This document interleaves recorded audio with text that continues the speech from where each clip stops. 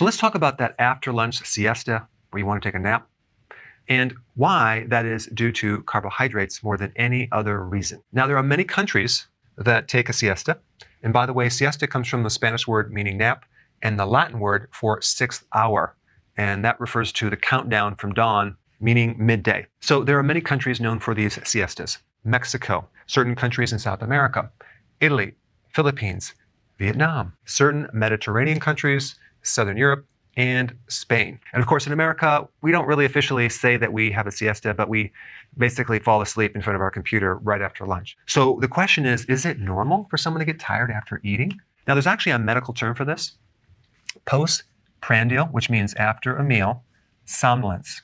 And that means food coma. And of course, this is a common feature for diabetes. So when you have the combination of especially refined carbohydrates and volume of calories together, it can really create a blood sugar spike and an insulin spike. Both of these are going to make you tired. Now, the question is, why would they make you tired? There's several mechanisms going on that go beyond the insulin resistance mechanism where you're having a lack of fuel go into the cell.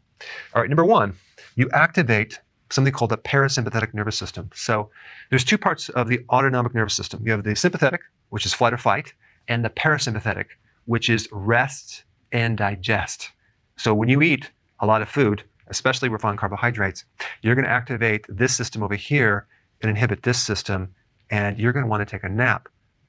So that would be the gut-brain connection. And with that, you're going to have less blood to the brain and more blood into the digestive system. So try to be awake when you don't have the amount of blood to the brain. It's a little more difficult.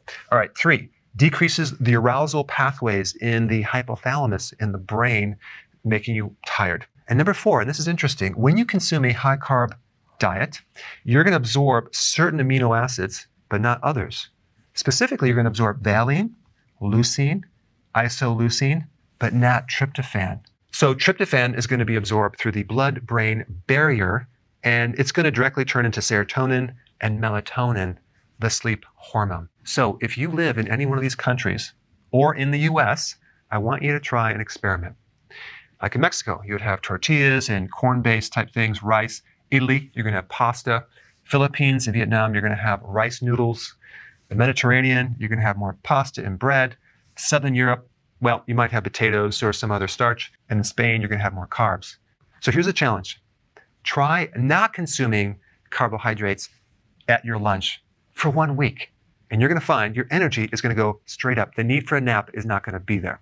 And for those of you that are new to my channel, check out this video on low carbs. It will tell you exactly what to eat.